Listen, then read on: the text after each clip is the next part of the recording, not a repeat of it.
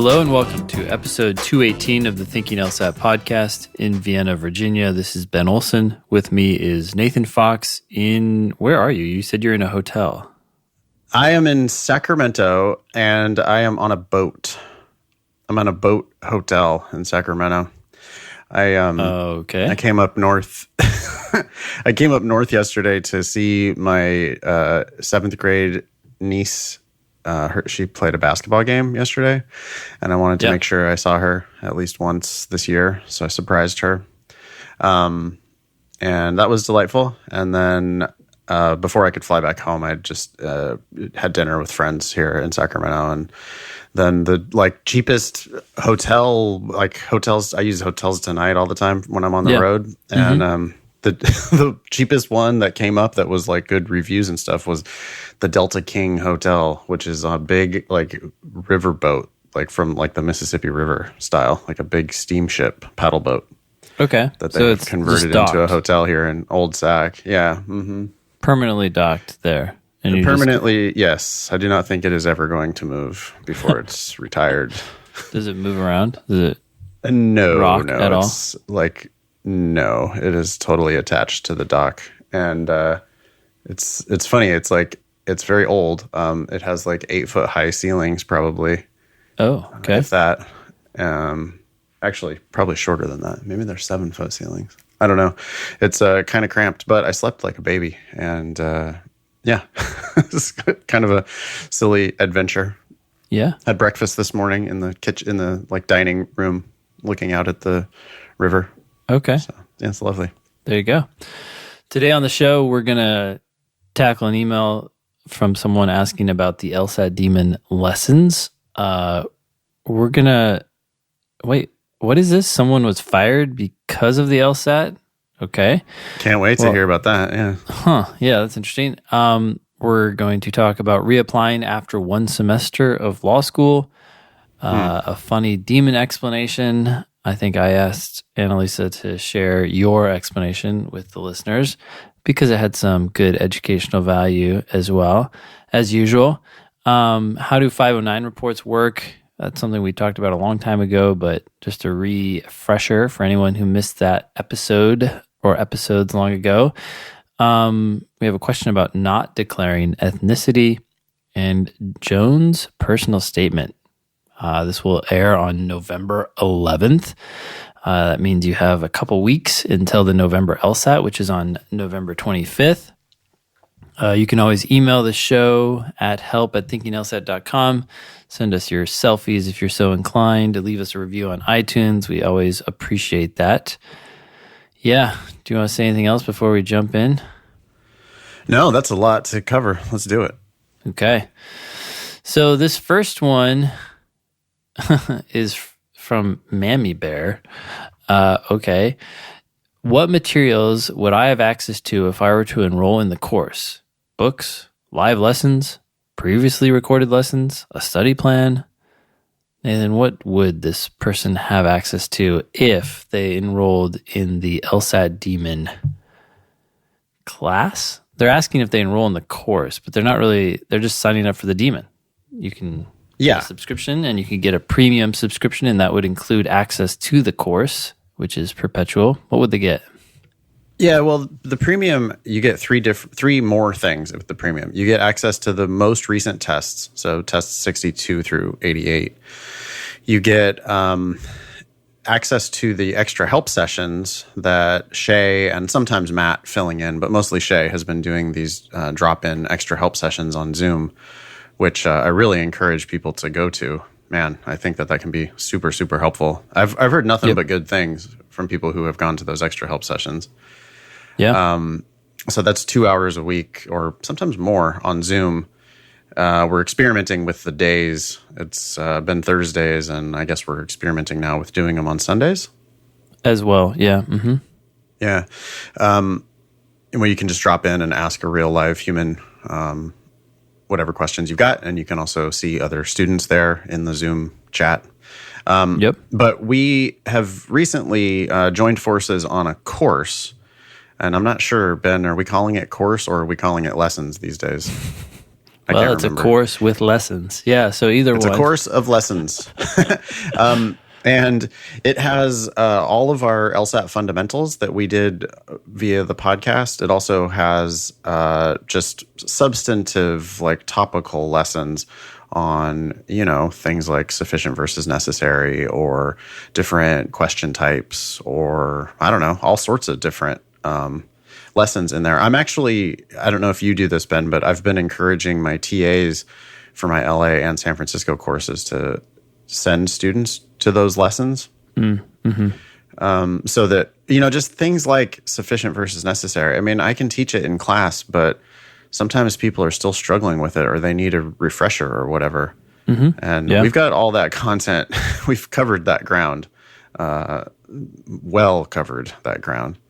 Yeah, and it's all there in those lessons. Yeah. Mm-hmm. So you can it's basically like it's a full LSAT course that you can take yourself through if you want those substantive topical lessons. Yeah, and that course includes our audio from the podcast. It includes written content from our books. It includes videos from our classes and quizzes, right, on some of those topics. So we keep adding to it, really. One thing I was going to add is you talked about the extra help sessions with Shay. We are also inviting people to join virtual proctored exams every other weekend or so you can take a test along with other people in the Demon. Yeah, I mean, there are reasons to take a live classroom LSAT class if you feel like you really need the shoulder-to-shoulder style camaraderie, or if you need that like motivation to get your ass out of bed to come and study, come and work on the LSAT.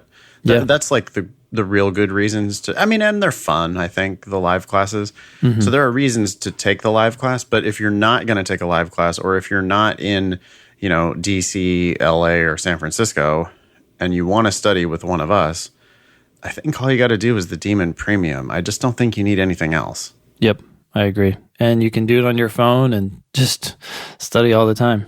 Anywhere. It's so pointless to take a live Kaplan or Princeton or whatever. Like, please don't do that.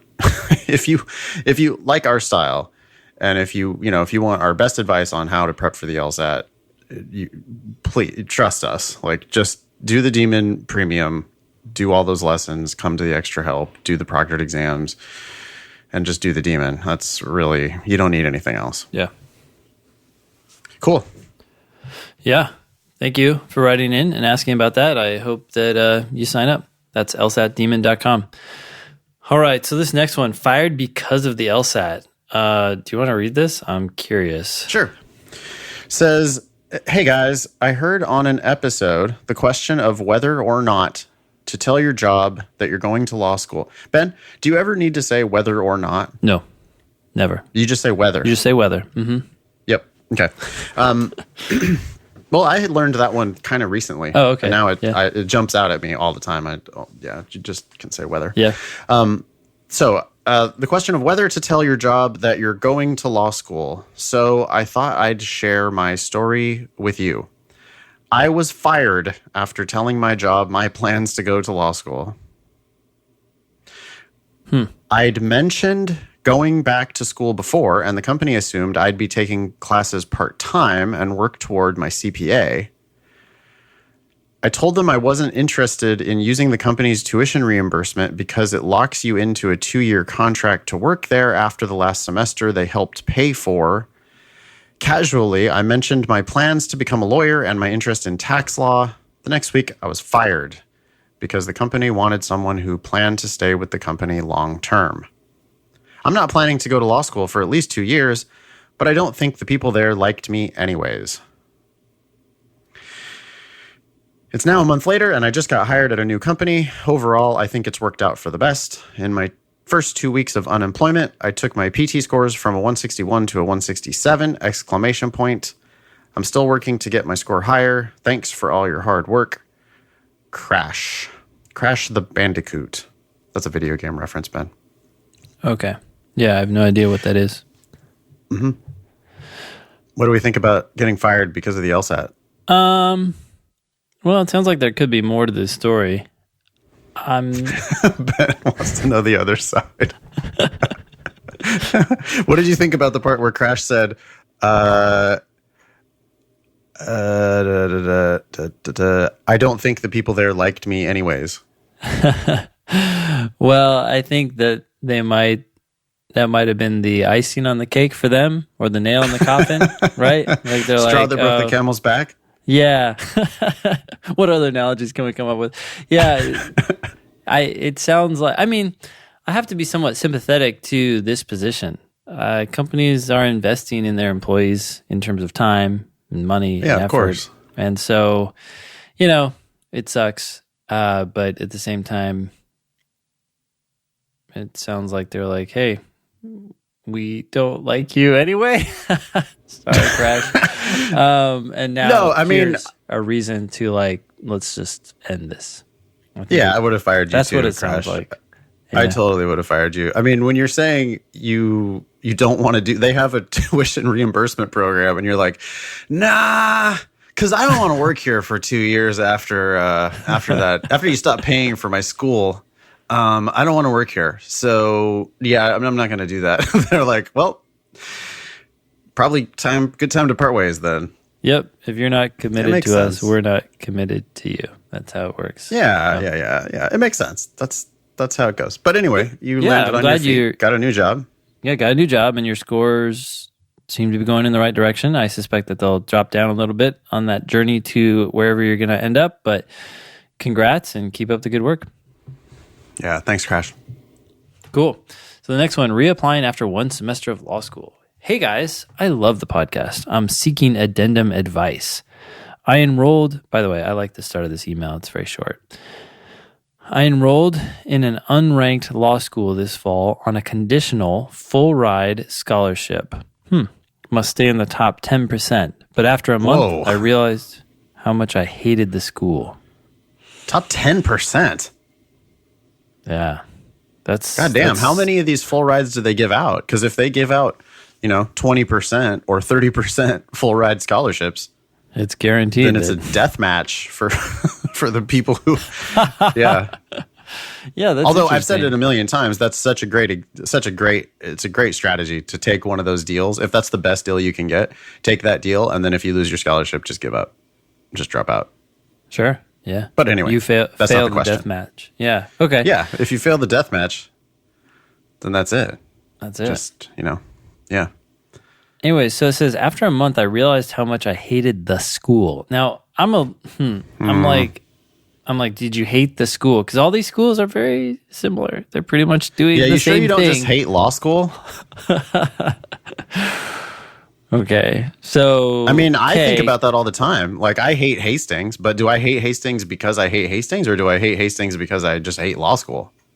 I think we just hate law school. Yeah.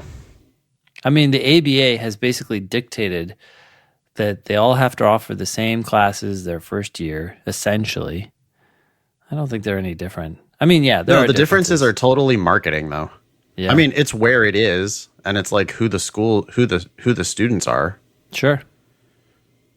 What the hell is this person talking about? Whoa. The rest of this is freaking me out. Anyway, go ahead.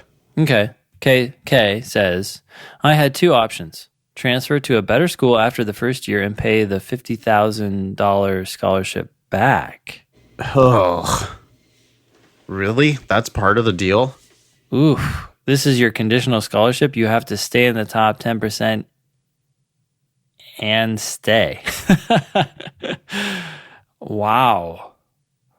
Or withdraw, retake the LSAT, and reapply.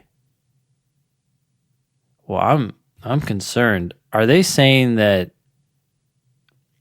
Is he saying that he has to pay the $75,000 scholarship back if he withdraws 57. too? 57. I don't think so. No, I think it's only if you transfer. Whoa, they're aggressive. Or at least that's how I'm reading this. I mean, yeah, that's how I'm reading it too. But that doesn't make sense to me. Like, if they really want that money that badly, they'd want it if you decided to withdraw too. Anyway. I withdrew and signed up for the November LSAT. How should I address this on my future applications? Sounds like Kay didn't have to pay this $57,000 back. Great. I'm taking Ben's class and have seen a huge improvement in my accuracy. Oh, wow. Welcome, Kay, to my class. I had no idea. How do I address this on my future applications? The fact that you went to law school and left. It's not going to look great. Yeah, I mean, But I mean, if they want you, they're going to want you because of the numbers anyway. I mean, I'm sure that's a red flag. It's a red flag. Maybe it's an unranked law school, right? I guess you could just say, I knew I could do better for myself and decided to look for something better. That's flattering to whatever school you're applying to. Yeah. Well. Mm-hmm. Yep. I think that's what I would do. Because that's like essentially bitching what is about happening. bitching about your ex to your new love. You're like, I just decided to raise my standards. I was really selling myself short, and now I've found the one. Yes, so much better. Okay. Yeah, okay, good luck. I mean, they are going to ask you about it, right? It's on the application. They're going to ask you if you've ever been enrolled before. They are going to ask you. Yeah, I think I don't even know if they have to ask you. I think they might. But yeah, they're going to ask you. Yeah, and you're going to have to say it. And I mean, I don't know. I would think a real short, don't get specific. Pick probably one reason, not 4. Right? That's what we see people do all the time on addenda, where they make too many excuses. Yeah. That's not going to be good. We don't want that. So, yeah, I think the unranked thing, I could see that making sense. Mm-hmm. Just say that you thought that the school wasn't going to give you the employment options that you were looking for. Yeah, that's a good actually angle to take. Just say I didn't fully understand the employment implications before accepting a full ride to this school. And now that I better understand the situation, I have decided to withdraw and seek a better school that would give me better employment prospects, even if... Yeah. Don't, whatever you do, don't bitch about the faculty. Yeah. Don't, bitch about your colleagues or whatever. Just take it on yourself that you were, you didn't know what kind of a deal you were getting yourself into. You weren't, whatever Ben said earlier. Yeah. About the employment options. Yeah. I think that's a good angle. That would explain too why you moved forward and then changed your mind. Yep. Okay. Oh, this one. The one that you thought was funny. Well, so I think I thought it was funny, but I also thought it was good. You got a good point here about these older tests. Are you game with reading this, or you didn't seem as excited about your explanation as I was? Well, I am a connoisseur of my own work, and I didn't think it was my best work, but I mean it's a decent example of the style, I suppose. Sure. Well, so why don't I read this question from Aiden, sure. Aiden, and then you read your own explanation in your Sounds voice. good. Okay, so Aiden writes, I don't have a question. I just wanted to praise the explanation. This is from the LSAT Demon, by the way, in which you can click the Ask button on any question that you've just attempted to get further clarification. But Aiden's writing, I don't have a question. I'm just going to hit the Ask button anyways and communicate with my friend Nathan. And I just wanted to praise the Demon, he says. You guys are so fucking awesome and smart. Oh, that's nice. I got it right, and I was thinking the exact same thing, but the whole part about freaking out over nothing was just so beautifully articulated. Keep up the good work. Now, here's the explanation that was written by Nathan Fox. So this is a question from Prep Test 10. Mm-hmm. So pretty old test but it will pop up in the Demon, or you can just do the entire test in the Demon. But I was surprised when I saw this question. All right, so here's my explanation. I wrote, LOL. It's a, quote, strengthen the least question. On PT 85 or 86, maybe 84, I don't know, somewhere in the 80s, there was one question on one official LSAT that caused hysteria and panic. I was inundated with emails like, you'll never believe it, Nathan. It's an entirely new question type. It said, which one strengthens the least? I had no idea what to do. OMG, what is even happening? What type of question is that? Holy shit. My immediate reaction was threefold. One, calm down. Every single LSAT that's ever released causes unjustified panic. Trust me, I've been doing this a long time. Two, question sounds an awful lot like a strengthen accept question, which we've seen a million of. And three, why can't you just adapt to a slightly new question type? You're being told that there's one answer that strengthens the least. This could mean, in theory, that all 5 answers strengthen the argument. But if so, then the one right answer is pretty much guaranteed to be a terrible strengthener. But it's far more likely that the correct answer will be irrelevant or even a weakener. And now I have a fourth reaction. It's not even new. This question right here from way back on PT10 says, the paleontologist's view would be least supported by the truth of which one of the following. That's a strengthen the least question. The question on PT80 whatever wasn't even anything new. The big takeaway here is that the LSAT is largely a test of how hard you can work. If you've worked really, really hard, then you've seen this question before. Blah, blah, blah. That's basically it. There you go. It's a good lesson. I tell that story in my classes all the time. I mean, I've probably told that story on the podcast before. Yeah. But it was, yeah, I mean, it was striking to me because I do remember when that test came out and people were freaking out about the strength and the least. And then, yeah, sure enough, here you go. Yeah. Yeah. It's actually super old. It's just one of their dumb tricks that they decide to break out again, 80 practice tests later. Yeah. Yeah. When I did test 88. That was the September LSAT that everybody was crying about, the games, in class the other night. And I think I talked about this on the show last episode or the episode before that. None of the games were too crazy, but each one I think had a rule that was somewhat unusual, not hard necessarily, but a rule that you haven't seen 10 or 15 times before in other games, right? Yeah. And so that rule can kind of slow people down because it's like, well, what is this rule saying? What exactly is it saying?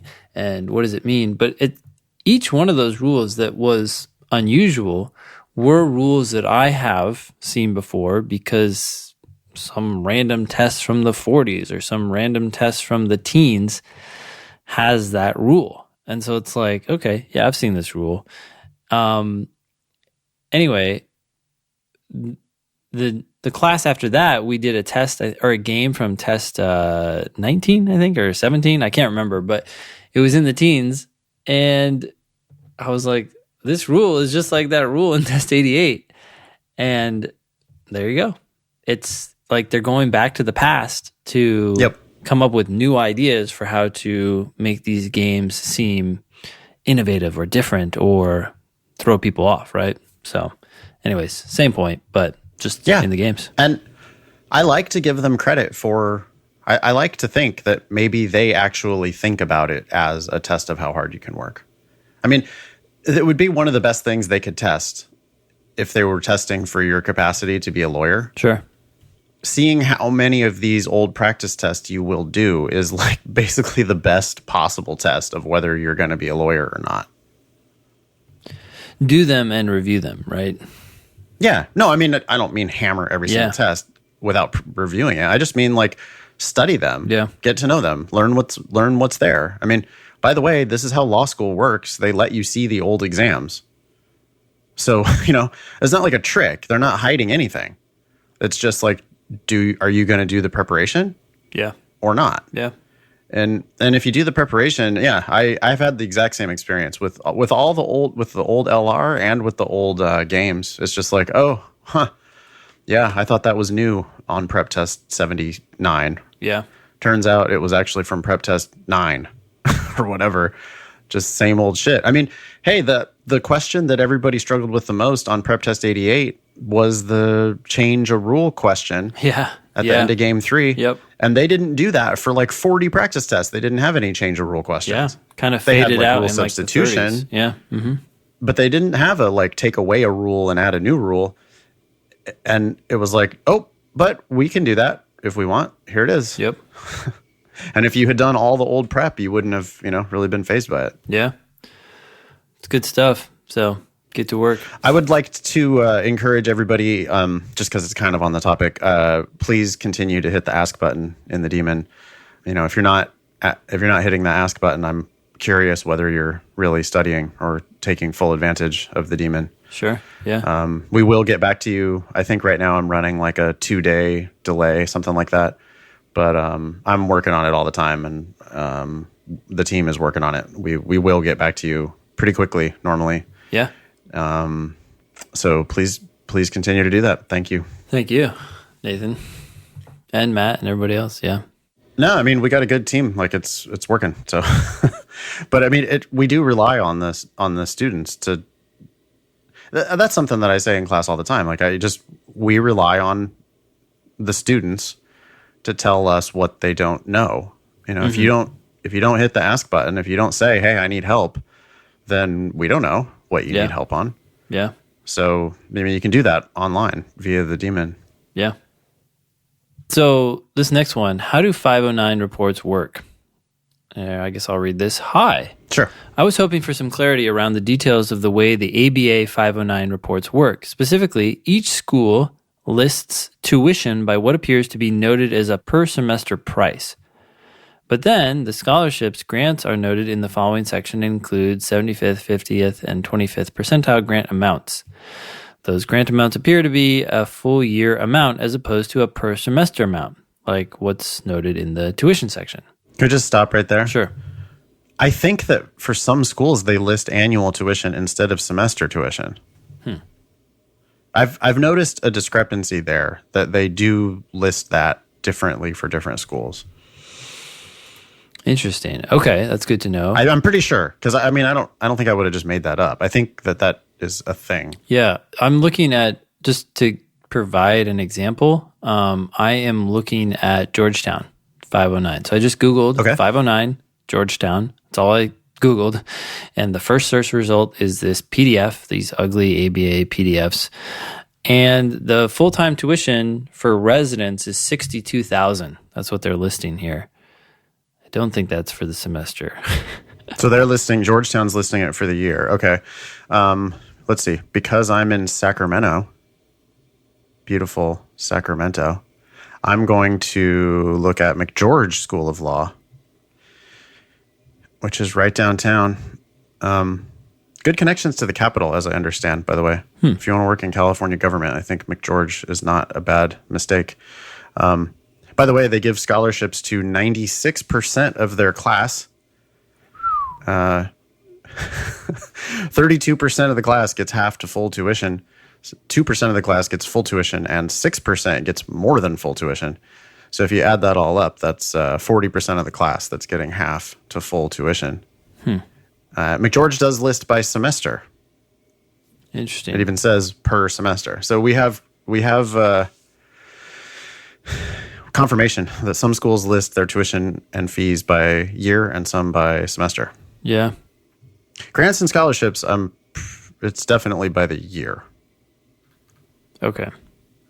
Right? I mean, if it doesn't say per semester, it's got to be for the year. Yeah. Yeah, it's got to be. Yeah, because here their 75th percentile grant amount is $36,804, but the per semester tuition and fees is only $25,656. So they're not giving a 75th percent grant amount that's $11,000 more than the tuition per semester. Yeah. That's got to be annual.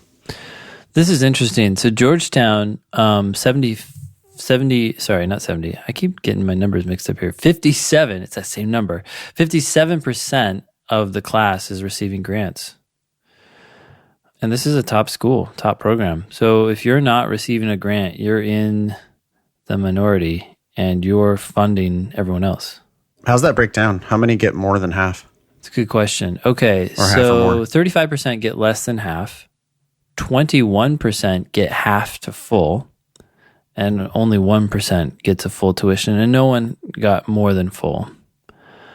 But 11, which makes sense. 11 people got. That's a huge class. Wow, they have almost 2,000 students. That's for the total school. Yeah. Yeah. Yeah. And they don't. I'm sure they don't reduce or eliminate, right? They don't reduce or eliminate. Oh, yeah. So conditional scholarships. So over here on the left, the school does not award scholarships that may be reduced or eliminated based on law school academic performance other than the failure to maintain good academic standing. Yeah. Which that's like getting kicked out of school for just totally spacing out. How about your place? Yeah, McGeorge, conditional scholarships for 2017-2018 academic year. 103 entered the year with a scholarship. 46 of those were reduced or eliminated. Wow. So yeah. I mean, but that's how they do it at these, lower ranked schools. I mean, like we said, they're going to put you into the death match. Yep. But the truth is, if you're going to lose your scholarship at McGeorge, I'm questioning your ability to really practice law. Like looking at their 75th percentile LSAT is 156. Mm-hmm. Well, it just depends on what the condition is. Do you have to be in the top 10% or top 50%? Well, no. I mean, I'm just looking at the number that entered and then the number that were reduced or eliminated, right? I mean, that's like a better stat than what you have to do grade-wise, really. Well, it shows it's just how hard it is, yeah. Yeah, that's how tough it's going to be. But like you could compare that to the field. The field is the 50th percentile LSAT is 153. The 25th percentile LSAT is 148. Yeah. So we've got a school that's ranging from, the middle 50% is going from 148 to 156. Mm-hmm. And then you have about a little less than 50% chance of losing your scholarship.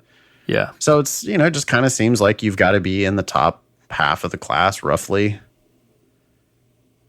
Or, well, that's of the scholarship kids, though. Anyway, all this information is available on the ABA 509. I'm shocked still when people are like, 509? What? Yeah. It pulls back the curtain here. Yeah, there's a reason why this shit is not on the front page of their application. Yes, and why it's in an ugly PDF that is required to be posted on their website, but not necessarily obvious or easy to find. There's so much garbage information on this thing, by the way. I'm sure people were lobbying for that. Like how, oh yeah, totally. Like the schools are like, well, of course we need to put how many full-time and part-time librarians we have. That's critical information. We need to know how many seminars and co-curricular offerings there are. And all this bullshit. Number of upper division classroom course sections. Oh, classroom course sections with, like the enrollment numbers, like how big the classes are and stuff. It's like, okay. All that is hiding like the scholarship information. Yep. And the conditional scholarship information. The other thing that's interesting to me is sometimes the part-time programs are substantially lower in their numbers, right? And sometimes they're not, but you can just find all that information right here. If you really want to go to a certain school, maybe part-time is the way to go if you want to get in. Yeah, McGeorge is kind of interesting. The GPA ranges are lower for the part-time program. Significantly lower. Yeah. Like 0.3 of a point lower, which is a lot. Yeah. But the LSAT is actually a couple points higher on the high end. Really? Yeah, it's the same on the 25th percentile, but it's a couple points higher on the high end. You know what, though? There's only 20 people in the part-time class, so that's a pretty small sample. Yeah. Interesting. I can see why the grades would be lower. Like they've been out of school longer or something? Well, just people who didn't. So I think part-time programs tend to have older students. Yeah. Mm-hmm. Yeah. But going back to law school is frequently something that you do if you kind of did shitty undergrad. Like you weren't that great of a student, you weren't that serious about it, didn't know what you were doing, didn't have like amazing options to go straight into grad school right after undergrad. Yeah. Yeah. but now you've worked for a while and now you're realizing like, oh shit, I really want to do this kind of thing. Yeah. I think that's very, very commonly. Like when I have older students in my classes, they almost always had terrible undergraduate grades. Yeah. Yep. Yeah. That makes sense. If you had done better, you would have probably landed a career that you'd be more happy with now and not going back to law school. Or gone straight to grad school right after undergrad, right? Yeah. Like if you're like an academic killer, you got a 4.0 coming out of undergrad, then grad school is like kind of an obvious option. Yeah. But if you had a 3.0 coming out of undergrad, it's like you were not thinking about going to grad school probably. Mm-hmm. Yeah. So anyway. Anna continues, I just wanted to confirm that I was reading these reports correctly as I'm building out a spreadsheet of all this data for the schools I'm applying to and have come across schools like Baylor University, whose 75th percentile grant amount, $55,000, is much higher than their tuition, $40,000. I suppose they're just giving out some really big, more than full tuition scholarships. Well, you can actually just read how many more than full tuition scholarships there are. So yeah, you can do the math on that. I mean, unless they're giving more than 25% of their class more than full tuition scholarships. I'm just looking up Bayer right now. Let's just take a look. Something's wrong with that math. Yeah. Wow. So yeah, 3% of their class, I mean, that's not a huge number, but 14 students are getting more than full. Yeah, but that wouldn't be the 75th percentile grant amount. No. And their tuition, which is $20,000, is clearly per semester. It even says it. Wait, so what does it say on Georgetown? Does it say per semester? Wait, what does it say 75th percentile grant is for Baylor? Sorry, one sec. I just went back to Georgetown. Let me go back to Baylor. 75th is 55,700. So how's that possible? That's not possible. Well, they're... Not if they're only giving 3% of their class more than full tuition. Full tuition is only 2%. That is weird. So that's a glitch. That's an error on the form somehow. There's no way. That doesn't make sense. That does not make sense. So full tuition is 2%. So 5% of their class is getting full or more. And then they're saying that 25% of their class, or of the people getting grants, is 55,000. Yeah, that doesn't make sense. Call them and ask them. That doesn't make any sense. There's no way that's right. I mean, it says their 50th percentile grant amount is 32 grand, which would be, half to full. Wait. But they're only giving 38% of the class half to full. Oh, wait. Of the people who give grants, or of the people they're giving grants to. No, but they're giving 77% of the class grants. That doesn't make sense. Those numbers can't possibly be true. Yeah. Okay. Baylor, get your shit together, Baylor. By the way, everybody should listen to the Dr. Death podcast if you haven't already. Dr. Death? Please elaborate. It's about a neurosurgeon who was at Baylor University Hospital and he was actually killing people on purpose. He ended up getting convicted of murder. For killing and we should people. Listen to this? Yes, you should. It's awesome. It has hey, Baylor's got to be fucking weird, man. It's in Waco, Texas. Okay. It has, I think you would really like it, Ben. It has really interesting, it's basically about U.S. employment law. It has a lot to do with that. Oh, okay. Because what happens is doctors, when they leave like a hospital, like if they're going to get fired or let go or whatever, the hospitals will never like give a bad recommendation to anybody because they're afraid of being sued. Oh, okay. And they're like, hey, so they're leaving anyway, so. This dude was just a straight up like coke addict, ego maniac, had killed multiple patients, like just multiple disastrous outcomes. Wow.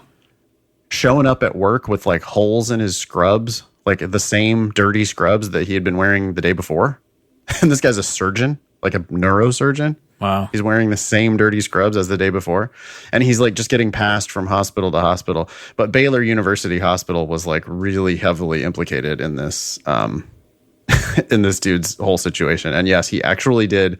It's very rare for a physician to get convicted of, or for a surgeon to get convicted of a crime, but he actually got convicted of like murder for. Yeah, because you have to show intent, right? You can always have this plausible deniability of like, hey, things didn't work out. It's surgery. What do you expect?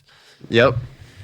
Huh. Dr. Death, check it out. It's really good. Okay. Hey, I want to go back to one thing here on the Georgetown 509 report. So I am confused. It says under the tuition and fees section, right, which is what Anna was writing in about, it says that the full-time tuition is $62,000, right? So I'm interpreting that to mean per year, but it says right here, it says right above it, I don't know why I didn't see this, it says per semester. So does it cost $62,000 per semester to go to Georgetown? Like, that sounds ridiculous to me. No, that can't be. There's no, really? Do you think Georgetown costs $125,000 a year? I don't know. I'm looking at their, okay, we have a worksheet. Please note that, okay. No, this says 2019, 2020. Tuition is $64,000. So this 509 report is misleading, at least. Because it says per semester, but it looks like they're giving us the annual tuition cost. Yeah. Yep. And anyway. It's a form that probably is not generated by the LSAC. It's probably generated by the school. And like the school fucks up when they produce the form. Oh, sorry. Yes. Someone had to. But I mean, that makes them look horrible. If you were trying to research law schools and you were using this for like, I wonder how much Georgetown costs. Yeah. $62,000 per semester. Yeah. This is the PDF that's on their website right now, by the way.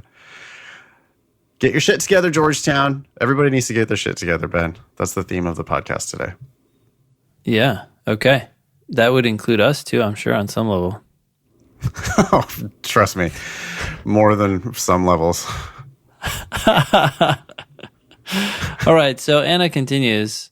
On one follow-up question, when they're talking about scholarship grant amounts with the percentiles like noted above, those are scholarships, right? They're not including federal student loans and are just taking out and being required to pay back later. No, these are not loans. These are scholarships. We're talking about grants. Yeah. Yep. Anyways, thanks so much for your help. As always, love the podcast. Thanks, Anna. Thank you, Anna. Thanks, Anna. Thanks for listening. We have a question here. Dearest Ben and Nathan. Dearest. I don't think we've seen that before. That's awful kind. Thank you for hosting such an informative yet entertaining podcast. Why does it have to be yet? Standards are low in society. Informative is supposed to not be entertaining, apparently. It's surprising. Yeah. No, I mean, I get it. I am in the process of completing applications for the 2020 law school cycle. And the question of declaring ethnicity is on each one. As a Caucasian, I wonder if declining to respond might prove helpful. No, it won't. Do law schools think less favorably of admitting Caucasians because of their lack of diversity? Thanks for all your helpful advice. Regards, Bella. That's an easy one to answer, huh, Ben? I would say just answer it, yeah. I would say it doesn't matter. Well, if you don't answer it, they're just going to assume you're white. You're right, yeah, they're going to know. So just answer it. It's not like a secret. By the way, blacks and Latinos, if you're out there wondering if you should say your ethnicity, yes, you should. Just say it. Say it. Everybody just say it. It will help you, so say it. If you're white or Asian, it doesn't matter, because if you don't say it, they're going to assume you're white or Asian. Everybody knows the game we're playing. It's not, by the way, it's not going to hurt you, whites and Asians. You've had lots of other advantages in life. This question, you always will. Yeah, it's tough because some people, they give a lot of options because I feel like more and more people are having, ambiguous ethnicities, which is, I don't know. It's interesting. I guess they'll just keep providing more options. Right now, I think if you want to, you can answer your gender too, right? And didn't we have some email like a while ago telling us that there were like 23 options or 13 options or something like that for your gender? For gender? Oh, that might have been on the like an LSAT. I think that, survey? It was on the LSAT, yeah. Yeah. Lots of options these days. Yeah. Answer it, don't answer it, whatever. Bella, you're going to get in based on your LSAT and your GPA and your personal statement. So don't worry about it. Ready for Joan's personal statement? Yeah. Okay, I guess I'll read this. So, are you going to be able to sound out these words, Ben? I might not. That's one of my challenges in life. I'll do my best. Lugging my 2 oversized bags across the unpaved, iced-over roads of the North Macedonian town of Kumanovo at 2 a.m., I knew I needed to make my next decision. Oh, yeah, thanks. I don't like this intro. Well, it's not the worst we've ever read. It's not the worst. But I get the sense it's like I'm gonna be let down. Like there's this big setting the scene, unpaved, iced over roads, and it's like, oh, you're stuck somewhere. I don't know. Yeah, it's got some problems. Apprehensive. I mean, it promises a story, which is I could see that being good. Mm-hmm. It's just there's some stuff that it's pretty clunky. Ben, you stumbled a little bit, and I stumbled a little bit too, reading it silently on unpaved, iced over roads. Yeah. Just choose one. Pick one. Yeah. Also, I don't really care about you lugging your oversized bags. Like, that's just not, I don't know. You're not, it's like, yeah, I get it. You're trying to show me it's very cinematic, right? That's what I'm saying. I'm very skeptical of such cinema. I'm not saying that it can't be used, and when it should be used, it can be powerful. But here too, I just don't. So we have all this cinema, and then the core of this sentence is, I knew I needed to make my next decision.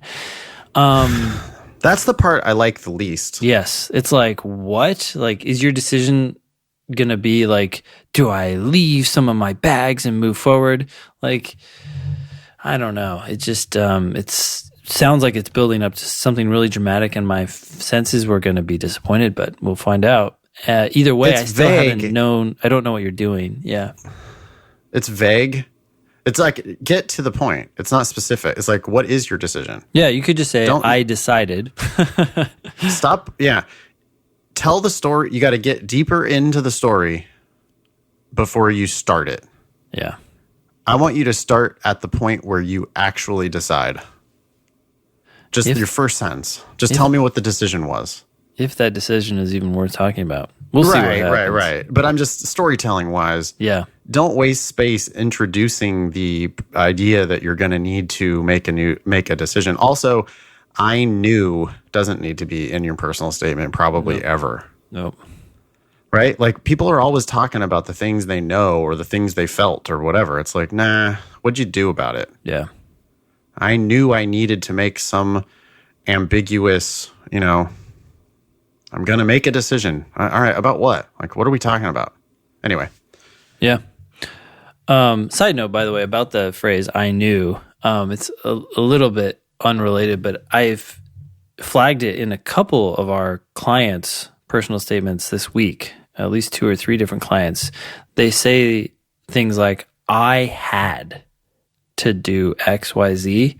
And I think that the phrase, I had to do X, whatever that is, is something that you should be hypersensitive to and think twice before saying, because it's a very passive construction. It's not showing you taking action, solving problems. It's showing you like in a predicament. And so if you're saying that a lot throughout your statement, I think people think it can be impressive, like, oh, I had to do this and then I had to do that. But it just takes you out of the decision-making role. It's like, oh, there was a problem and I decided to do X, or I did X, or I did Y. It's like, I had to do this.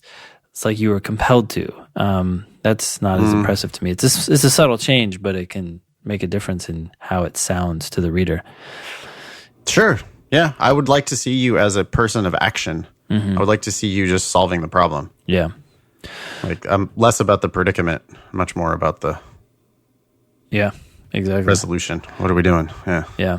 So she continues, as I traveled into the Kumanovo town center, my thoughts centered on two things. Again with the thoughts. I also don't like center twice here. Center and my thoughts centered. Yeah. First, I don't think this is a sentence. First, on how cold it was this Eastern European December morning. That's not a sentence. It's not a sentence, and it's also not interesting. No. Oh, it's cold wherever you are. We know it's already iced over. You already said the roads were iced over, yeah. Second, on how I knew there were two options I had left. What are the two options? God damn it. Neither of those are sentences, and you're just, again, leading up to this big decision. Boy, I can't wait to hear what this big decision is. Yeah, like the first sentence was too much buildup, and now the next three sentences or fragments are just more buildup. And wasting my time with the weather. Yeah. Which we've done a lot on this show, but this is your personal statement. I lived in North Macedonia for a year working for the Peace Corps, and I was on my way home for a few weeks to recover from a sickness I acquired during my service. So you're sick, okay? My first year, the Peace Corps is on your resume. You having to go home for a few weeks from a sickness that you're not going to name. You know, it's vague, right? So it's just like a cold, a flu, something much more malevolent. Something terrible that you're not willing to mention, or I don't know. It's just, yeah. Okay. My first year of service was one of the toughest years of my life. That's telling. Oh, so hard. Oh, hard. Well, what was hard about it? Oh, here we go. And I had to decide, do I want to continue? Is this even right for me? I hope this sounds like this personal statement is going to be like, I had a hard choice and I chose to continue. Did you see the semicolon? Yeah, that's weird. That's not correct, is it? And I had to decide. No, yeah, you want a colon there. Yeah. What did you have to decide? Wanting a colon there, yeah. Everybody, just don't ever use semicolons or colons. Just don't do it. Nobody knows how to do it right. Just don't do it. Yeah, the only time you can use it is when we put it in your personal statement. I hate to break it to you, but it's true. Like you don't know how to do it. I mean, most people don't know how to do it. Yeah. Okay. All right. So she's deciding if she wants to continue. This is the big decision. Should she continue? Hey, by the way, I just had a thought. This is kind of random. Mm-hmm. So people don't know how to write, right? And when we do the personal statement service with people, like you were just saying this the other day, we're providing all these comments and this feedback and these suggested changes. And part of our goal there is also to teach them how to be better writers. So I had this thought, just as you were talking about this, revoking these semicolon privileges, that people really, if they're going to do the service with us, they should do it and then do their writing sample. Because I think their writing sample would be better after they're done with the surface. I mean, I can't believe how many people comment on what they learn from what Yeah, I'm thinking we need to start maybe including that. I've always for years said don't practice the writing sample. Yeah, but now that it's typed, yep. If what we're hearing from admissions folk, which I don't know, admissions folk are some good, some bad. I mean, there's some that I really love, that I've met personally that seem super great. But there's also some that are like complete scammers and liars, and there's others who have no idea what they're talking about. Yeah. So be careful where you're getting your information when you're talking to admissions people. But if what we're hearing is correct, and we hypothesize that this might happen, they might actually be looking now at the writing sample because it's typed. Yeah, people can write. And if they are, and it's clear. Mm-hmm.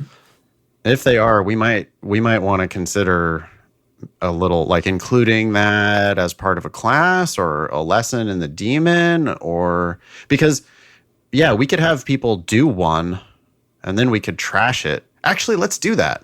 Okay. Yeah. Let's see. How do we do that? Well, June 2007 is still free, right? I think so. Well, there has to be a writing sample that we can talk about, right? There's got to be, yeah. So how do we do this? We have someone submit a June 2007 writing sample to the show? Yeah, I think so. So I'm Googling June 2007 LSAT, the PDF, which is available on lsac.org, pops right up. And if we go to the very end of that PDF, do we have the writing sample? We do. So there's a writing sample topic, and it's on, well, anyways, it's like 4 or 5 pages from the very end of that PDF.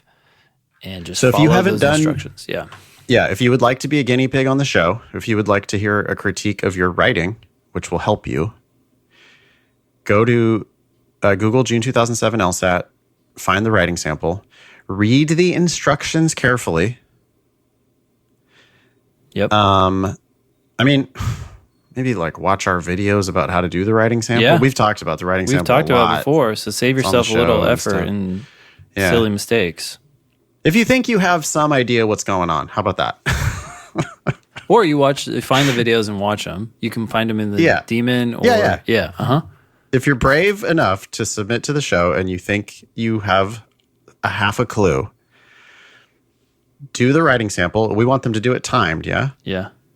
35 minutes. So do it timed. Just put 35 minutes on a stopwatch and or countdown timer on your phone and just type it up.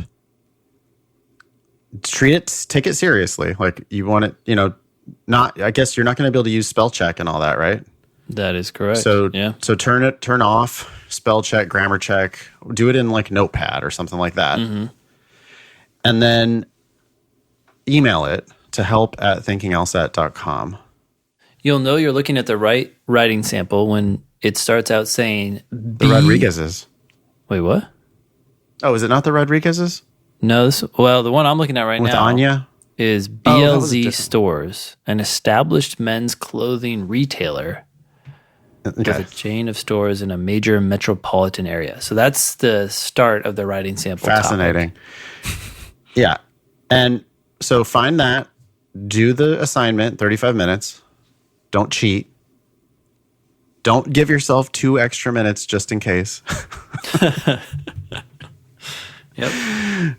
Send it to help@thinkinglsat.com and we'll get it on an episode of the show so we can trash your writing. Yeah. But that's a great point, Ben. I want to say something else about our personal statement service, by the way, which you can learn more about at thinkinglsat.com if you would like to pay us to shit on your writing. When we make those suggestions in the doc, nominally they're suggestions, but like most of the time you should probably be accepting them. If you're going to reject them, like there should be a reason why you're rejecting it. If I'm not sure about something, right? I'll put a comment, I'll say, well, this is just an idea, not sure about this. Yeah. But if it's just better, then I'm going to make the suggestion, but I'm not going to just make the edit for you. You at least have to hit accept. Mm-hmm. And the purpose of that is to teach you to be a better writer. Yeah. I want you to see the edits that are happening in your writing. I want you to become a better writer. Yeah. I don't have like moral qualms. Do you, Ben, have moral qualms about like, oh, you guys are just writing people's personal statements for them? No, not at all. I don't really give a shit. Like, well, we're not really doing that though. We're constantly not editing and just saying rewrite, different topic, expand more, shorter sentences. Sometimes I'll like edit the first paragraph and then tell people, yeah, you see how I did this? Do the same thing for the rest of these, and then I'll take a look again. See how I took out all the extra unnecessary words? Yeah. Yep. Can you do that, please? Mm-hmm. And then we'll look again. And we go through 10, 20 different like rounds of revisions. But I don't know. What I'm trying to say is, please, and please pay attention to the edits that we're making. Like, I don't like it. People sometimes, I think, hit the like accept all button. Yeah. Yeah, they're just like, yep, it's like, okay. I don't morally have any qualms with that. What I'm saying is I want you to stop being such a shitty writer. And if you would like look at that feedback, then you would become a better writer. Yeah. That's all. Cool. All right, should we continue on? Yeah, we should continue. So we're at the end of the first paragraph where she's saying that this is one of the toughest years of her life. And she has to make this decision. Do I want to continue? She asks. Is this even right for me?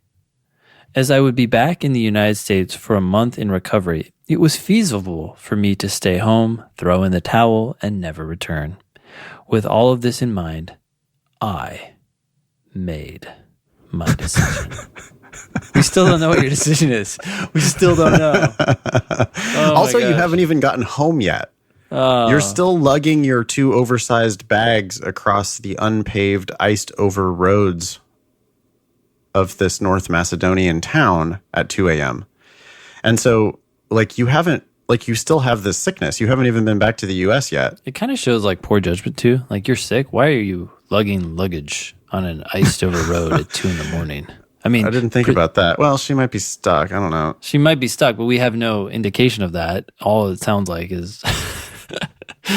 I'm sure you felt like you had to leave then, but why? Like this, I don't know. Anyways, next paragraph, she says, I decided I did not want to stop. Now, by the way, I don't like this topic. I think you should talk about something else. But if you are going to talk about this, saying I decided I did not want to stop to me is like focusing on the negative. I would restate this in the positive. I decided to continue. I don't know. Yeah.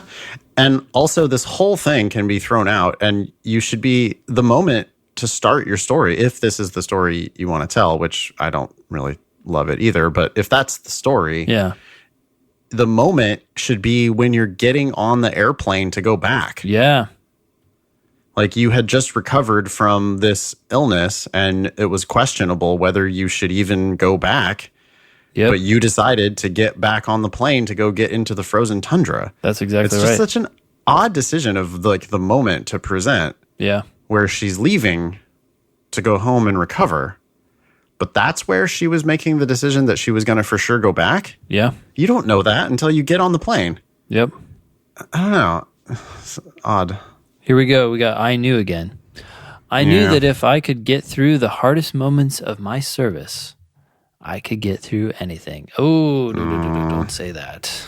That's just like, it's all telling for one, but it's like overly, it comes across as naive. I don't think people understand that their triumphs, which are triumphs, and we're all growing and we're all learning things and having realizations, even when you're as old as us idiots. But when you make an epiphany to a lot of other people, it's like, I'm glad you finally realized that. And here saying I could get through anything actually suggests that you haven't learned that much because I don't know how hard your service was. We still don't know because you just told us it was the hardest thing in your life. But I can imagine that there are millions of other things billions of other things that are harder than whatever you went through. I don't know. I haven't been through them. That's just the world that we live in. No, I mean, you and I, Ben, have been through one half of our lives. We don't know if we have or have not encountered the hardest thing that we're going to encounter in our life. Yeah. And Joan has been through presumably a quarter of her life. Yeah. So she has even less data. And just her just deciding that, if she could get through the hardest moments of her Peace Corps, I'm not saying it wasn't hard. It's probably harder than anything I ever did. But I'm saying you don't know what's around the bend. And so it's just like, it's that naive, like, oh, now I've solved all my, Nothing will be harder. Now I can do anything. Yeah. Right. I mean, I just think about, I don't know where you were and what the challenges they were facing there. I mean, I guess we know where you were. You were in North Macedonia, but I just imagine there's even harder places. It's like we're taking her literally. Yeah. When she says, I knew if I could get through the hardest moments, I could get through anything. We're taking her literally, and which makes her look naive. Yeah. But maybe she didn't mean it literally.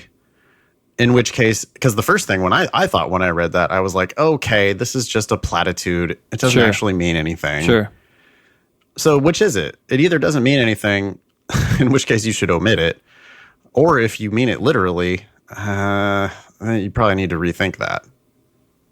Well, I would add that the legal community tends to lean literal, I think. Oh, yeah, absolutely. So I don't know who's going to pick this up and read it, but they're probably going to have that literal bent too, just FYI. When my focus shifted, Your focus shifted from what? My problems were no longer problems. This sounds like psychological baloney. They were opportunities. As I returned to Kumanovo to continue my service, my goal became finding work in which I could impact my local community. What was your goal in which before? I could impact my local community. Work in which, through which, I could impact my local community. But even impact, by the way, just never use the word impact. I don't. Vague. So vague. Yeah. Also, yeah, right, exactly, Ben. She's already in the Peace Corps. Yeah. And now you're going back there looking for opportunities to impact the community. I thought that was the point. Okay. I don't know what you were doing before, but I lived in a village in Nigeria for some time as an adolescent, and from that experience, I knew connecting directly with my community members would afford me the solution I was needed. What? I was needed? The solution I needed? Yeah. Maybe? Okay. Or that was needed. That's just a edit typo thing. So she's telling us that the way to figure out how to impact her local community is to connect directly with the community members. Which is again, it's obvious. like a revelation. Yeah, for you, but okay. There's two spaces before that sentence. Yeah, I saw that. You have single spaces everywhere else, which is nice. I don't like that it's time traveling. Why are you all of a sudden talking about your adolescence? Yeah. Like, I thought we were going back to Kumanovo and doing things, and now you're like telling me this little anecdote. It's jarring to be like, I lived in a village in Nigeria. So if you just read that sentence, right? So look, she had just returned to Kumanovo. Kumanovo. She had just returned to Kumanovo. And then the next sentence goes, I lived in a village in Nigeria for some time. And you're like, huh? As an adolescent. Oh. Okay. You're like, wait, is Nigeria near Kumanovo? Yeah. I mean, yeah. Okay. So she continues. She knows that she's got to connect members to figure out how she can impact them. Yep. I use my network of community members to find a viable organization. I don't know how you use them. I'm still having trouble seeing what you're doing. After meeting with every organization I could, okay, now I see you meeting. I don't know what you mean by organization. I connected with one local advocacy-focused NGO. Advocacy-focused NGO? I don't know what NGO that is or what it's doing. Yeah, this organization it's way too broad. It sounds like overselling, kind of.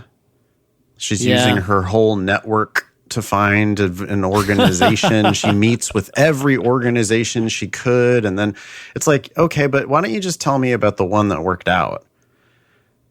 And then be specific. Which is probably the reality, right? There was one organization. Use their name. It was a small NGO. That's the problem with when it looks like you're trying to throw in too much. Mm-hmm. Then it just looks like you're,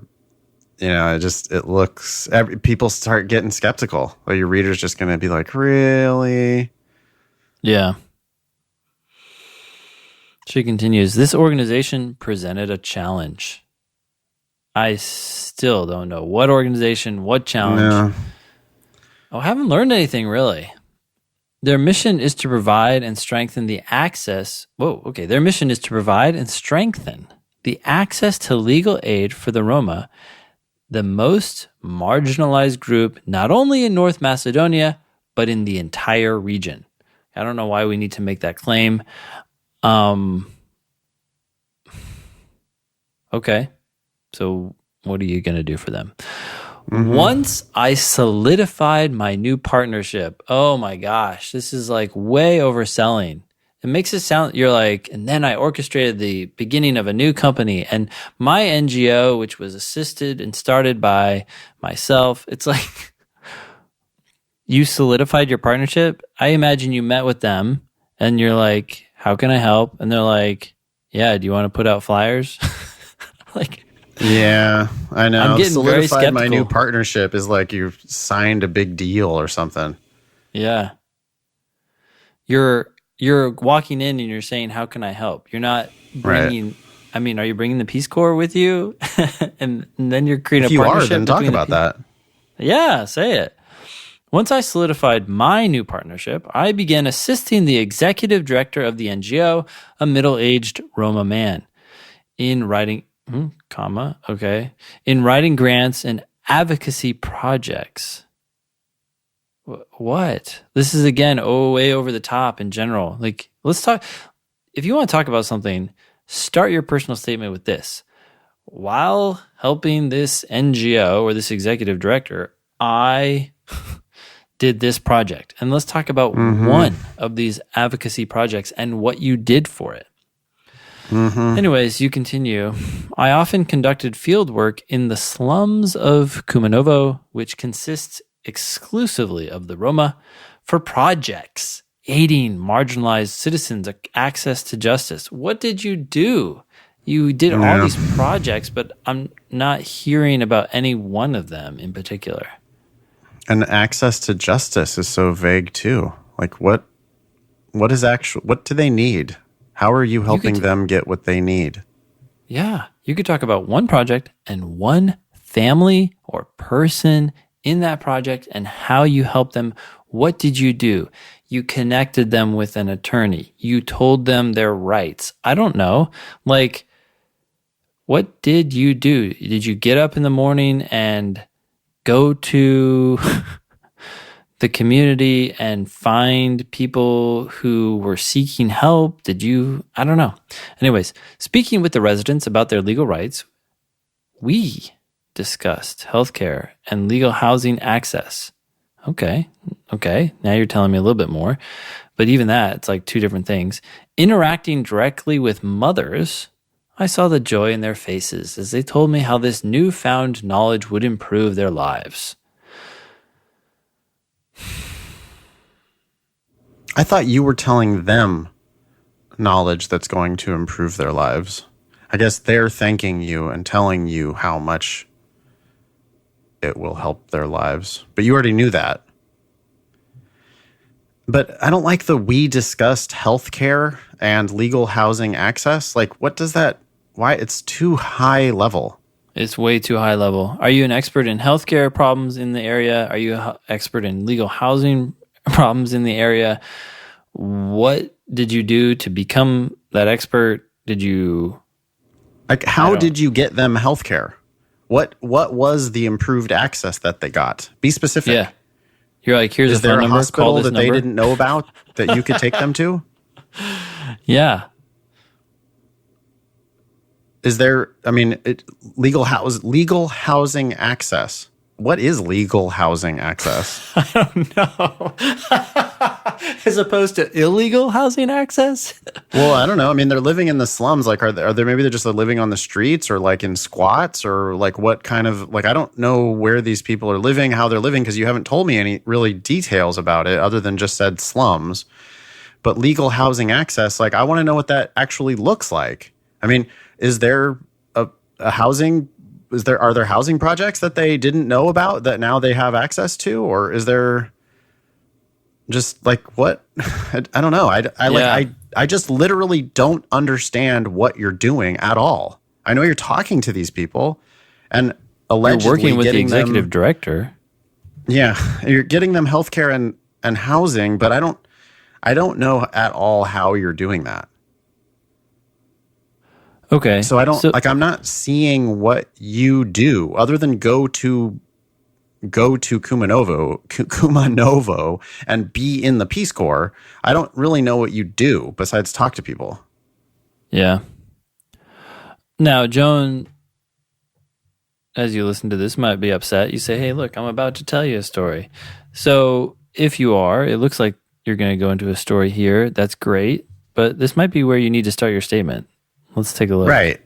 That's super common that we cut the first half, right? Yeah. It's like, okay, you got to the point in your life where things got interesting. Now let's hear about it. Also, I should just, before I forget, these paragraphs are too long. The entire thing is 4 paragraphs. Yeah. It needs to be more like 8 or 10 paragraphs. Hey, to be fair, this might be a new paragraph right there. I think that. Oh, yeah. Even right. So, though. I saw that too. I would like shorter paragraphs. Okay. Even so, yeah, I think people just generally have paragraphs that are too long. Yeah. I will never forget meeting Senna. How would you say that? Yeah. Senna, maybe? Senna. I will never forget meeting Senna and her 4-year-old son, Dennis. She was the victim of domestic abuse with no legal documentation and no available housing. I helped her petition the Ministry of Justice and aided her in filing for her right to legal citizenship and housing beginning in January of 2019. As the Roma are classified as a traveler group in Eastern Europe. Hey, you've done this twice. You've used as to mean because. Just use because. Because the Roma are classified as a traveler group in Eastern Europe, obtaining Asena's documentation was convoluted. I helped compose various petitions and appeals to the courts simultaneously. Reading and translating these documents for Asena allowed me to see the nuances of the law practice as I would advise, there you go again, because I would advise, file, and resubmit her case documents along with a lawyer of the organization. Okay, so there are some things that we need to change about this. One, you're trying to sound too much like a lawyer, like you already have law knowledge. But I like this a lot more. I'm starting to see her doing shit. This is much, much better. Yeah, this is much more what it ought to sound like. Yeah. Yeah, like you could skip all, like, I think you were trying to say at the beginning of your statement, like, I persevere, or I can endure hard things. It's like, no, don't tell us that. Just start right here. When I was in the Peace Corps, I helped, or, I showed Roma how to get legal housing in Kumanovo. Yeah, you're in Eastern Europe working in the slums with the Roma, helping them get healthcare and housing. If you wouldn't have told me that it was cold and that it was hard, I would have assumed it was cold and hard. Yeah. And well, here, just seeing her do this stuff shows that you're competent. You can go somewhere else in an unfamiliar region of the world and navigate, I imagine, a legal system that has its own intricacies and challenges, maybe worse than the United States or anywhere else, and solve problems. That's what we're looking for. People who can get things done. So this is good, where this is starting, or where this is going, I guess.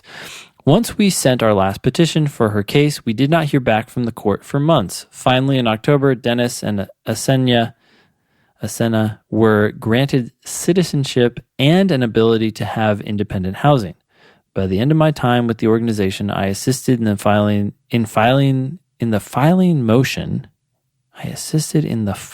motion for over 200 cases.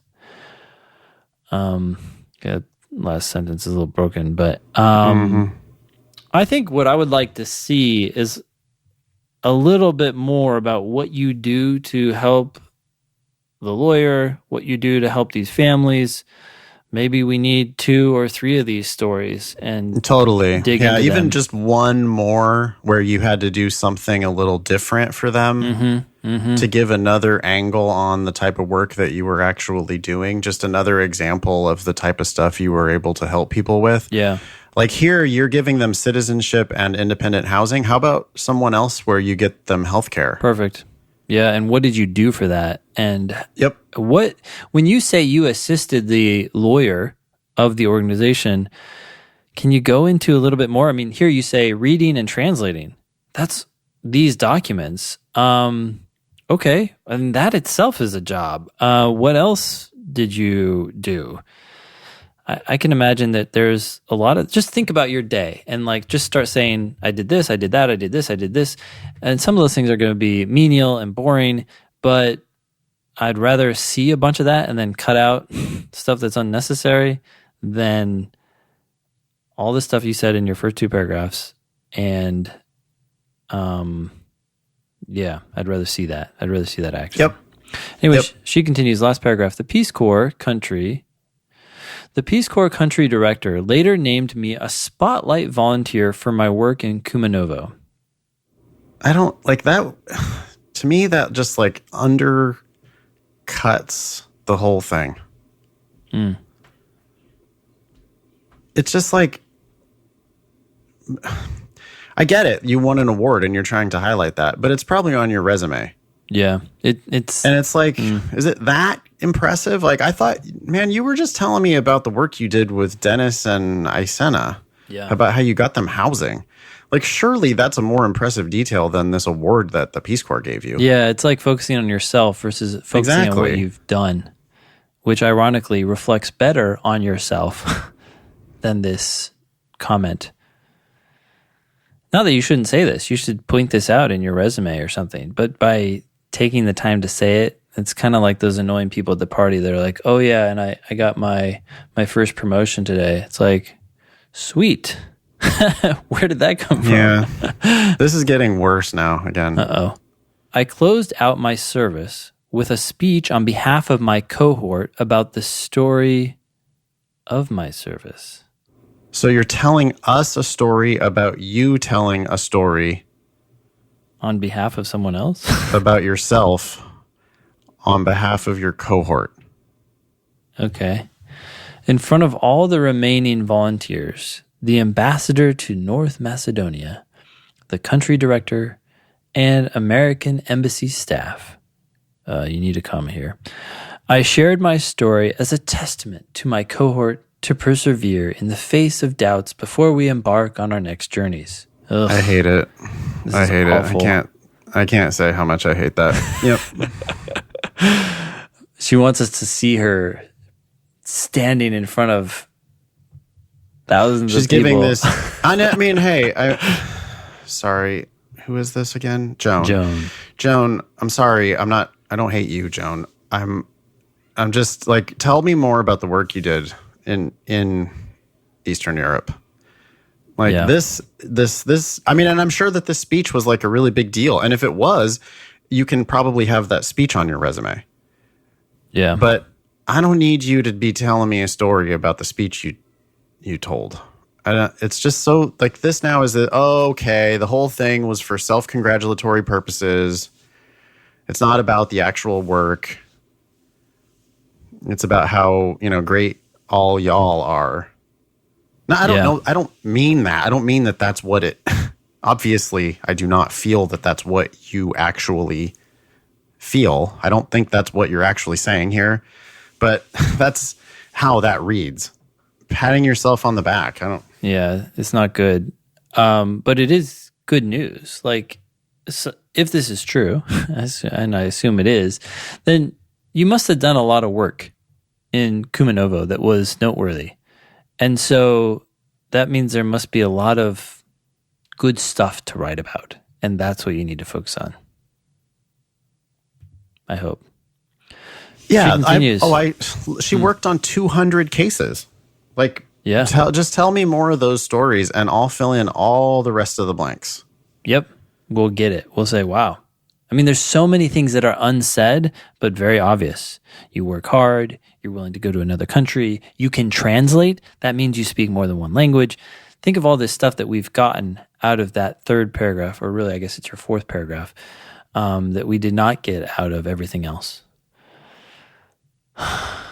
So this last paragraph continues. My service has been the breeding ground of courage, a characteristic I am better equipped with than when I arrived in North Macedonia in September of 2017.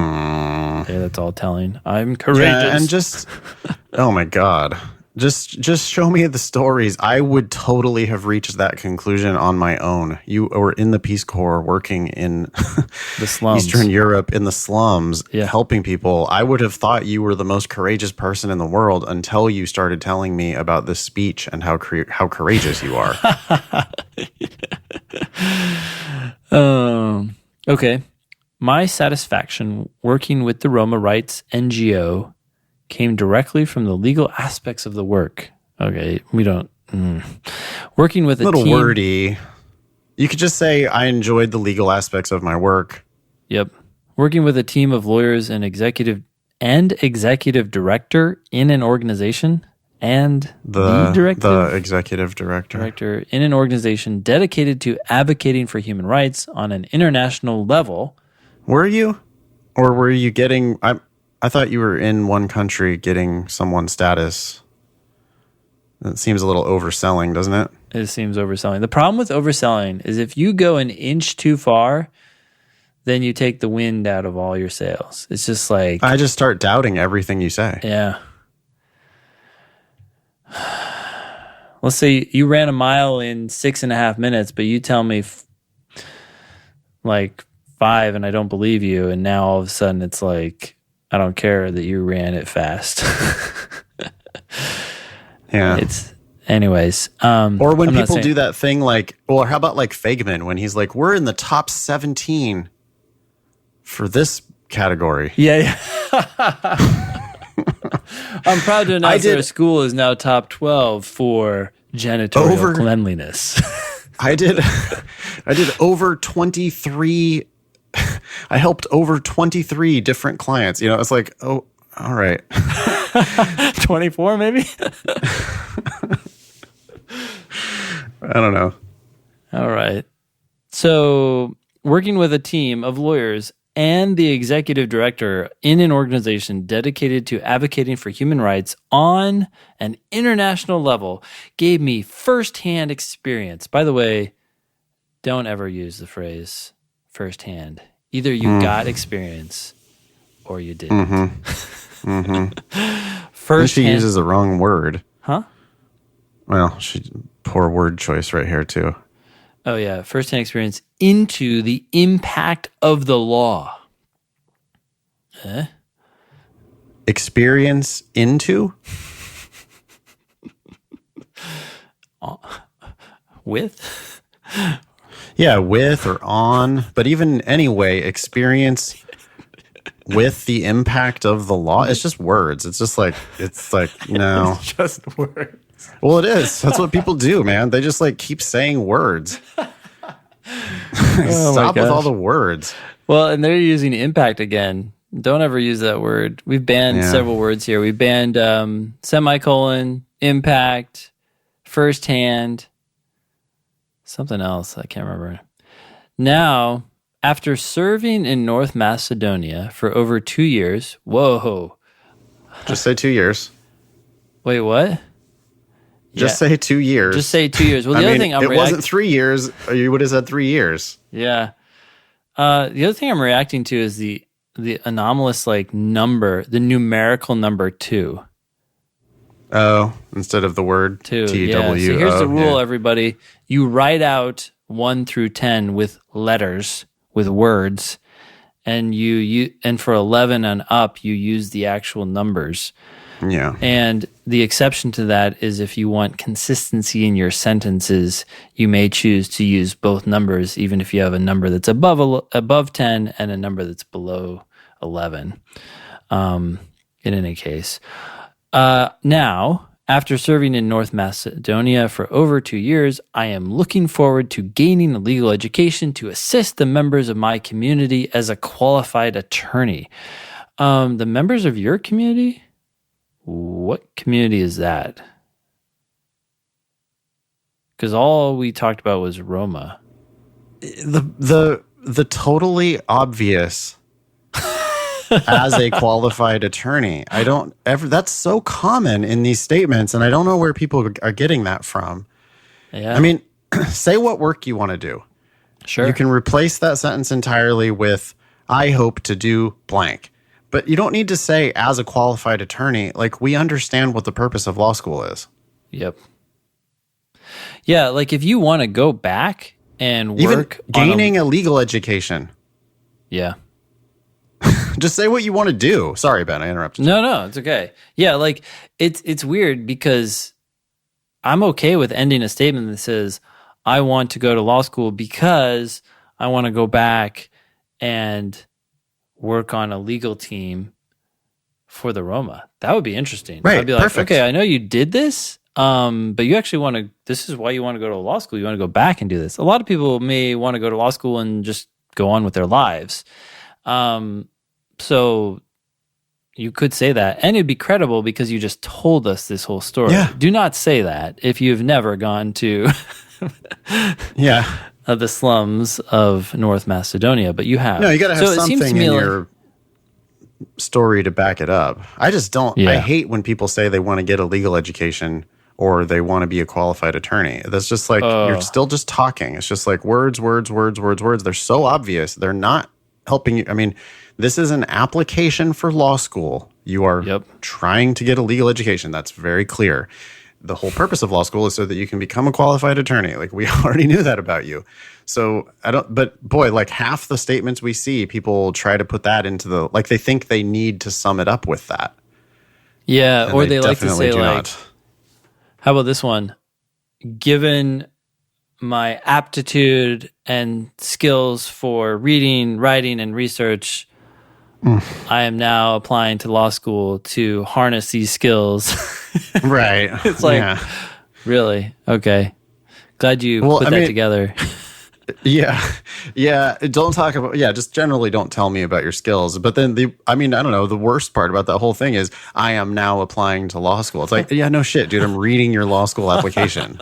I'm a law school admissions person sitting in the law school admissions office of a law school with a stack of law school applications in front of me. Yeah.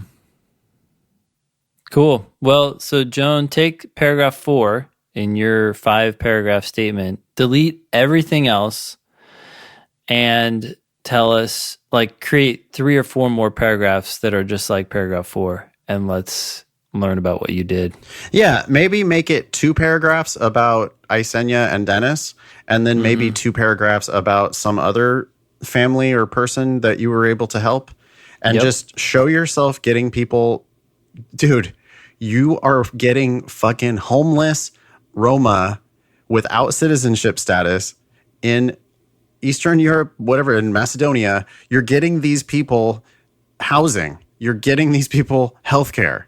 Just show me those stories, and everything else you do not need to force down my throat. I'm going to be making all of these conclusions about you without you, It's just so heavy-handed. Yeah. Like the word courage does not need to be in your personal statement. Justice does not need to be in your personal statement. Mm-hmm. Oh yeah, those were the other words. By the way, that's a great point. Like sometimes people struggle with finding something substantive and meaningful to write about. It's like, what have you done? God, yeah. Right? You know, it's like, yeah. I was in a student organization. I was the treasurer for that student organization. Totally. Like, okay, cool. Did you make any financial decisions? Nope. I just kept track of the books. It's like, okay, well, let's see here. Let's look for another story. What else have you done with your life? And here you have some shit to talk about. And you weren't just there for 3 months. You know, sometimes people go and it's like almost like a vacation. You were there for 2 years. There's got to be a lot of fucking good stuff to talk about. So I'm very optimistic. Anyways. 2 years in Kumanovo is enough to write 10 different personal statements. Probably so, yeah. Compared to like a lot of the, we have clients who like, boy, we're like desperately searching through their history to find something, substantive enough. But you don't need to make any conclusions at all, man. That's like scoreboard. Just tell me a couple of these stories, and that's all you are going to have to do. And it's totally, you're done. It's easier. It's much easier than you think. Mm-hmm. It's like she's trying way too hard to, introduce it and set it up. And boy, looking back, this whole drama about whether she wanted to go back or not, it like really, really is a distraction from the very powerful stories that she could actually tell. 100%. Whining about being sick or about how it's cold or whatever. It's like, yeah, okay. Also, you work with homeless people, who don't have citizenship, housing, or healthcare. Yeah. But you're whining about your own. I don't know. It's like, and I know, Joan, you're not trying to whine. You're trying to be cinematic, but just, boy, talk about the work. Just show me the work. That's all you got to do. Yep. All right. Well, thanks for sharing your statement, by the way. We always rip it up, and I appreciate that. Also, Joan, you're not the worst writer we've ever read at all. No, I mean, not at all. Like, we're going to be hard on everybody, and you're not terrible. So please don't walk away from this thinking that, like, you're a bad writer. No, you just chose the wrong story to start your statement with. Dead wrong story, but you have a lot here, so this is great. Or potential, a lot of potential here. Anyways, thanks for listening. I say we call it a show, eh? Do it. All right. So you can always join the Thinking LSAT podcast group on Facebook. A lot of people talking about the show and other LSAT-ness there. You can follow us at Thinking LSAT on Instagram and Twitter. You can visit strategyprep.com for live LSAT classes in Washington, D.C., with me, or go to foxlsat.com to take live classes with Nathan in San Francisco and or Los Angeles. I would love to have a student taking both an LA and a San Francisco class, flying back and forth with you, Nathan. On Southwest Airlines? Yeah, that'd be great. Cool. That's the way to maximize your time with Nathan. You can also check out, we have tutoring and stuff on our websites, but our joint project is lsatdemon.com. Especially if you are in the remote parts of the country, that is a great option to free yourself from the grips of maybe the only LSAT option around you, such as Kaplan.